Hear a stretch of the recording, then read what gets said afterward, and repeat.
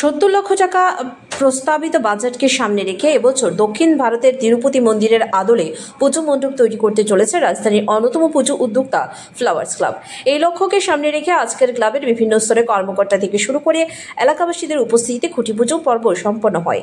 Club কর্মকর্তাদের দাবি হচ্ছে এবছরও অন্যান্য বছরগুলোর মতো রাজ্যের বিভিন্ন অংশের দর্শনার্থীরা ফ্লাওয়ার্স ক্লাবে ভিড় করবে। এখানে উল্লেখ করা প্রয়োজন, এবছর ফ্লাওয়ার্স ক্লাব যে পুজো মণ্ডপ তৈরি করতে চলেছে সেটা তৈরি করবে নবদ্বীপের শিল্পীরা। সেই সাথে সাথে পুজো মণ্ডপ সংলগ্ন রাস্তার দুধারে সামাজিক বিভিন্ন বার্তা সম্মিলিত আলোকসজ্জা করার জন্য মুম্বাই থেকে শিল্পীরা আসবে, এমনটা জানা গেছে। এবছর লাইট অ্যান্ড সাউন্ড শো এর বিশেষ আকর্ষণ ছাড়াও ফ্লাওয়ার্স ক্লাবের উদ্যোগে প্রতি বছরের মতো এবারও সামাজিক কর্মসূচির অঙ্গ হিসেবে দুস্থদের মধ্যে বস্ত্র বিতরণ সহ নানা প্রকারের সামাজিক এবং সাংস্কৃতিক কর্মকাণ্ড করার পরিকল্পনা রয়েছে বলে জানা গেছে ক্লাব সূত্রে। ফেরো রিপোর্ট, খবর অনন্ত বার্তা।